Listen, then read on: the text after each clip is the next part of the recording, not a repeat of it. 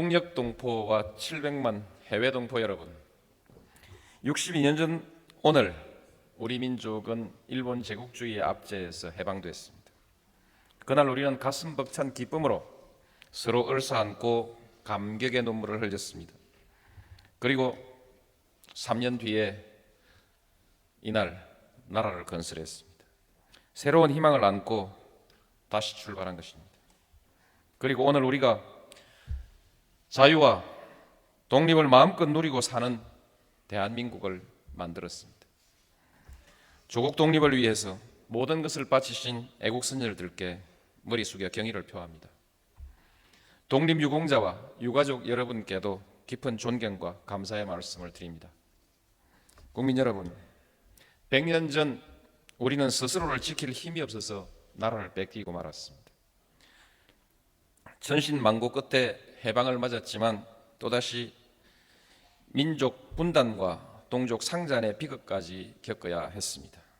그러나 우리 국민은 좌절하지 않았습니다. 다시 일어섰습니다. 숱한 역경을 이겨내고 기적과 신화를 만들어 나갔습니다. 반세기 전 100달러에도 미치지 못했던 국민소득이 이제 2만 달러를 눈앞에 두고 있습니다. 국민 총생산과 무역 규모는 세계 10위권으로 성장했고 외환 보유액도 세계 5번째를 기록하고 있습니다. 과학기술도 눈부시게 발전해서 세계 4위의 특허 출원 건수를 기록하고 있습니다. 그리고 이러한 경제 발전을 바탕으로 충분한 국방력을 키워가고 있습니다. 지금 우리 군은 세계 10대 정예 강군으로 한반도 평화를 굳건히 지키며 세계의 평화와 안정에도 기여하고 있습니다. 민주주의에서도 큰 발전을 이루었습니다. 세계적 인권단체인 프리덤 하우스는 한국의 정치적 자유를 세계 최고의 수준으로 평가했습니다. 국경 없는 기자회가 발표한 언론 자유 역시 미국, 일본보다 높은 순위를 차지하고 있습니다. 우리가 이룩한 민주주의와 경제 발전은 세계사의 그 유래를 찾아보기 어려운 성과입니다. 2차 대전 이후 100여 개 나라가 독립했지만 우리처럼 선진국에 들어선 나라는 없습니다. 이 모두가 우리 국민의 뛰어난 역량과 성취 동기 그리고 피땀 어린 노력의 결과입니다. 대한민국의 성공을 만들어 오신 우리 부모님 세대에게 그리고 우리 국민에게 진심으로 감사의 말씀을 드립니다. 국민 여러분, 앞으로도 우리는 경제를 역동적으로 발전시키면서 모든 국민이 인간다운 삶을 누리는 명실상부한 선진민주국가를 향해서 나아가게 될 것입니다. 그러나 이 과정에서 반드시 풀어야 할 하나의 숙제를 가지고 있습니다. 지금도 우리는 냉전의 굴레를 극복하지 못한 채 세계 유일의 분단 국가로 남아 있습니다. 총성은 멎었지만 아직 평화에 대한 확신을 가지지 못하고 있습니다. 더 늦기 전에 우리는 이러한 상황을 극복하고 민족의 새로운 미래를 열어나가야 할 것입니다. 지금 우리를 둘러싼 동북아 정세는 빠르게 변화하고 있습니다. 중국이 놀라운 속도로 성장하고 있고 러시아가 새롭게 도약하고 있습니다. 일본은 정부체제에서 벗어나서 보통 국가가 되려는 시도를 하고 있고 미국은 세계 전략을 다시 짜고 있습니다. 냉전 체제는 해체되었으나 아직 평화와 공존의 질서가 정착되지는 못했습니다. 언제 다시 대결적인 분위기가 조성될지 모르는 우려조차 있습니다. 참여정부는 변화하는 동북아 정세에 대한 정확한 인식과 우리 역사에 대한 뼈아픈 성찰 그리고 우리가 가지고 있는 국가적 역량에 대한 냉정한 평가 위에서 평화와 번영의 동북아 시대를 3대 국정 목표의 하나로 제시했습니다. 동북아시아의 평화와 번영이라는 큰 틀이 성공하지 않고는 한반도의 안정적인 평화가 성공하기 어렵다는 판단에 근거한 것입니다. 그리고 그 안에서 동북아 시대를 주도적으로 이끌어 나가는 것이 우리의 운명을 능동적으로 개척하는 길이라는 인식과 의지를 담은 것입니다. 참여정부는 이러한 목표를 달성하기 위해서 균형적 실용 외교, 협력적인 자주국방, 신뢰와 포용의 대북 정책을 3대 전략으로 추진해 왔습니다. 균형적 실용 외교는 현실적이면서도 미래지향적인 외교 안보 전략입니다. 동북아에서 차지하는 우리의 전략적 위치와 중요성에 비추어 볼 때, 그리고 역사의 경험으로 볼 때 우리가 균형을 잡지 못하면 한반도와 동북아시아의 평화 질서는 이루어지기 어렵습니다. 우리가 어떤 비전을 가지고 어떻게 중심을 잡아가느냐 하는 것이 매우 중요한 일입니다.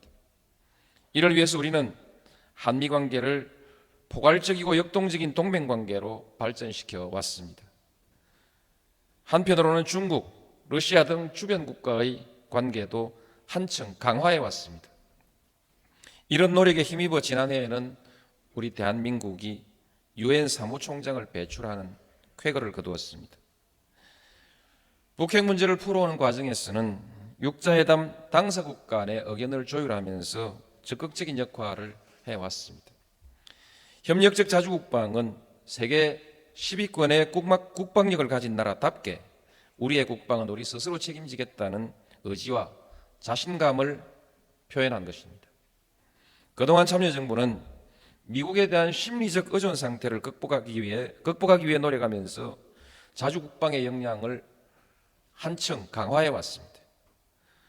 전시작전 통제권의 전환과 주한미군의 재배치, 그리고 용산기지 이전에 합의하고 국방개혁 2020을 힘차게 추진하고 있는 것도 이러한 전략에 따른 것입니다. 자주국방과 한미동맹은 함께 발전해 가야 합니다. 결코 양자택일의 문제가 아닙니다. 앞으로도 한미동맹은 상호존중과 긴밀한 공조를 바탕으로 더욱 굳건하게 발전해 나갈 것입니다. 국민 여러분, 신뢰와 포용의 대북 정책 또한 흔들림 없이 추진되어 왔습니다. 인내로서 적대적 행위를 절제하고 대화와 설득으로 신뢰를 쌓아온 결과 북핵 사태의 와중에서도 남북관계는 꾸준히 진전되어 왔습니다. 국민의 정부 시기와 비교해도 남북 교역량은 2배로, 협력사업은 4배로, 인적 왕래는 7배가 증가했습니다. 철도 연결과 개성공단 사업은 남북관계의 변화를 아주 상징적으로 보여주는 사례입니다. 지금 1만 7천 명의 남북 근로자가 함께 일하고 있는 개성공단에 1단계 입주가 완료되면 10만 명의 근로자가 연간 20억 달러가 넘는 상품을 생산하게 될 것입니다. 군사적 긴장도 잘 관리되어 참여정부 내에 단 한 차례의 남북 간 무력 충돌도 일어나지 않았습니다. 한반도는 지금 그 어느 때보다도 안정을 유지하고 있습니다. 국가 안전도에 대한 부정적 평가가 점차 해소되면서 국가 신용 등급도 올라가고 있습니다. 대한민국의 평화지수가 미국, 프랑스보다 앞서고 있다는 국제적 평가도 나와 있습니다. 북쪽도 변하고 있습니다. 우리에 대한 경계심이 많이 줄어들었고 남북 대화나 경제 협력에 보다 실용적이고 유연한 태도를 보이고 있습니다. 개혁과 관련한 여러 법령과 조직이 정비되고 시장 경제에 대한 인식도 주민들 사이에서 빠르게 확산되고 있습니다.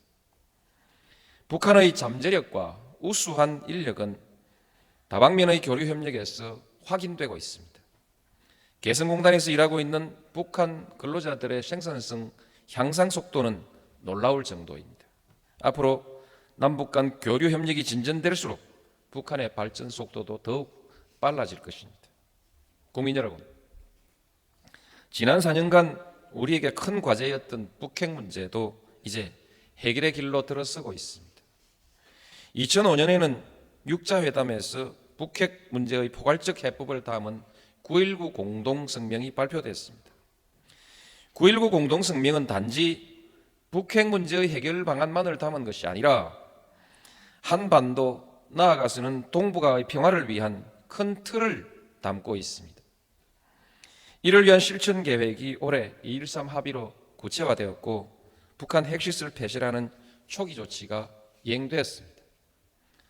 저는 육자회담 당사국들이 9.19 공동성명과 2.13 합의를 성실히 이행해 나갈 것이라고 확신하고 있습니다.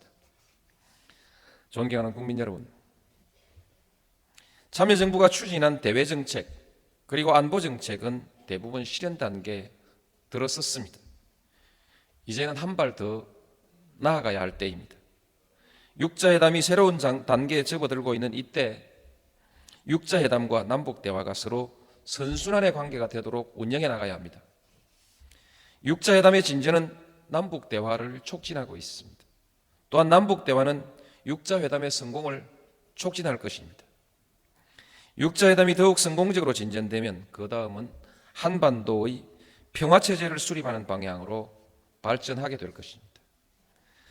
정전체제가 평화체제로 전환되고 남북이 함께 공조하는 한반도 경제시대가 열리면 한반도는 명실공히 동북아시아의 경제 중심이 될 것입니다. 우리는 유라시아 대륙으로 힘차게 뻗어가면서 동북아시아의 물류, 금융, 비즈니스의 허브로 확고히 자리 잡고 북한은 획기적인 경제 발전의 기회를 맞이하게 될 것입니다.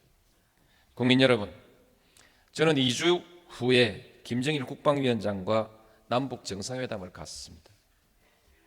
7년 만에 이루어지는 이번 정상회담은 북핵 문제로 어려움을 겪었던 남북 관계를 정상화하는 계기가 될 것입니다. 무엇보다도 한반도의 평화와 안정을 더욱 공고히 하고 남북의 공동 번영을 앞당기는 데 기여하게 될 것입니다. 지금 진행되고 있는 육자회담의 진전과 그 이후에 동북아 다자관계 발전에도 도움이 될 것으로 기대합니다. 남과 북은 이미 남북관계의 원칙과 발전 방향에 대해서 포괄적이고 구체적인 합의를 해놓고 있습니다. 72년 7.4 공동성명, 92년 남북기본합의서와 한반도 비핵화 공동선언, 2000년 6월 15일 공동선언이 그것입니다. 이 4대 합의는 남과 북의 역대 정부가 남북의 국민에게 그리고 전 세계를 향해 약속한 것입니다. 이제는 이러한 합의를 실천에 옮기는 노력이 필요한 때입니다. 그동안의 합의를 존중하고 성실히 이행하려는 자세를 가져야 남북 관계는 예측 가능하고 신뢰할 수 있는 관계로 발전해 갈 수 있을 것입니다. 무슨 새로운 선언보다 이미 한 합의를 지켜나가는 것이야말로 정말 중요한 것입니다. 국민 여러분, 저는 이번 회담에서 무리한 욕심을 부리지 않을 것입니다. 무슨 새로운 역사적인 정기를 만들려고 하기보다는 앞서 말씀드린 바와 같은 역사의 순리가 현실이 되도록 하기 위해서 최선의 노력을 다할 것입니다. 무엇보다도 서로 간의 이해와 신뢰를 증진시키는 것이 중요하다고 생각합니다. 이를 위해서는 서로 이해하기 위해서 노력하고 타협할 것은 타협할 줄 아는 자세가 필요할 것입니다. 논쟁이 아니라 미래를 위해서 대화를 하려고 합니다. 경제협력에 있어서는 남북 경제 공동체의 건설을 위한 대화에 들어가야 할 것입니다. 이제는 남북 경협을 생산적 투자 협력으로 쌍방향 협력으로 발전시켜서 우리에게는 투자의 기회가, 북쪽에게는 경제 회복의 기회가 되도록 해야 할 것입니다. 우선 가능한 것부터 하나씩 진전을 이루는 방향으로 노력할 생각입니다. 감사합니다. 회담의 전 과정에서 역사가 저에게, 이 참여정부에게 부과한 몫을 잘 판단하고 성과를 올리기 위해서가 아니라 책임을 다하기 위해서 노력할 것입니다. 그리고 육자회담과 조화를 이루고 육자회담의 성공을 촉진하는 그런 정상회담이 되도록 하겠습니다. 국민 여러분께서도 마음을 모아주시기 바랍니다. 무엇은 안 된다, 그리고 이것만은 꼭 받아내라, 이런 부담을 지우시지 말고 큰 틀의 미래를 위해서 창조적인 지혜를 모아주시기를 간곡히 당부드립니다. 감사합니다. 국민 여러분, 62년 전 우리는 분단을 우리 힘으로 막지를 못했습니다. 그러나 남북이 함께 협력하고 공동 번영의 길로 나아가는 것은 지금 우리의 의지에 달려 있습니다. 우리 하기에 따라 동북아의 평화와 번영에도 주도적인 역할을 해낼 수 있습니다. 그러자면 우리 내부에서도 남북 문제에 대해서는 모두가 책임 있는 자세로 임해야 할 것입니다. 남북 관계 발전에 있어서는 정파적 이해가 다를 일이 없습니다. 어느 한 정부의 노력만으로 완성할 수 있는 일도 아닙니다. 매 정부마다 할 수 있는 노력을 다 해서 다음 정부에 물려주고 다음 정부는 기존 성과의 토대 위에서 한 단계 더 높은 진전을 이루어 나가야 합니다. 대선을 앞둔 우리 정당과 정치인들도 역대 정부의 합의를 존중해서 스스로 한 합의를 뒤집지 않는 대북 정책을 말해야 할 것입니다. 존경하는 국민 여러분, 역사는 진보하고 있습니다. 힘과 대결의 질서에서 화해와 협력의 질서로 나아가고 있습니다. 100년 전 열강의 각축장이었던 한반도가 동북아 평화와 번영의 발원지가 되는 희망찬 미래가 우리 앞에 다가오고 있습니다. 저는 마음만 먹으면 무슨 일이든 이루어낸 우리 국민의 역량을 믿습니다. 반만년의 역사를 통해서 수많은 도전을 이겨내고 빛나는 문화를 창조해온 우리 민족의 저력을 믿습니다. 그 역량과 저력으로 새로운 역사를 만들어 갑시다. 우리의 아들, 딸, 손자, 손녀들에게 보다 평화롭고 번영된 미래를 물려줍시다. 감사합니다.